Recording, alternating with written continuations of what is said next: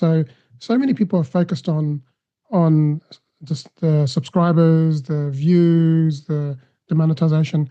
What are your thoughts on that? And also, how can someone monetize their podcast if they're wanting to?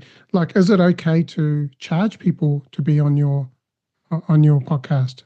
What are your thoughts on that?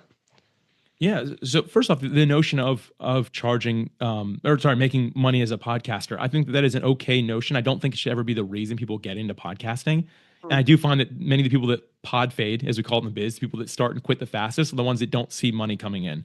And the reality is, it's actually, from a data perspective, you're more likely to make money starting a business than a podcast, because the podcast, it's not its primary thing, right? Like, it's more about adding value, serving, creating content, right? But you can make money doing it. But I always tell people, like, think about it like a business. You don't launch a business and day one say, my goal is to make $1 million with this thing. Like, maybe eventually, but your first goal is to offset your costs, right? Like, how do I break even? And I think as a podcaster, we need to think the same way. Like, it's not like, how do I make $1 million with my podcast? No.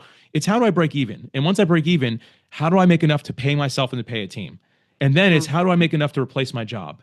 And then it's, how do I create real wealth with it? And in my mind, those are the 4 pillars of podcast monetization. Again, first, offset costs. Next, pay myself, pay my team. Next, replace my full-time income. And finally, generate wealth.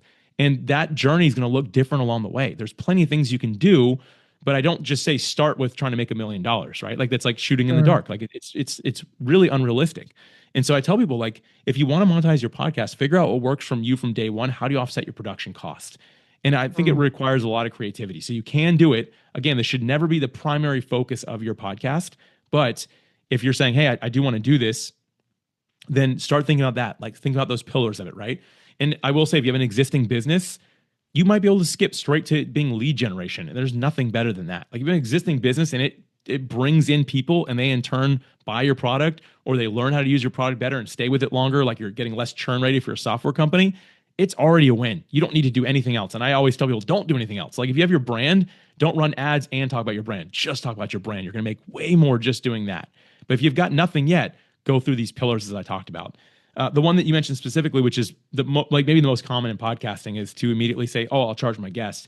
It's not my favorite, because for me, I always look at this opportunity that you and I have right now, Anthony. Like, we're building a meaningful experience. It is a connection that we're building.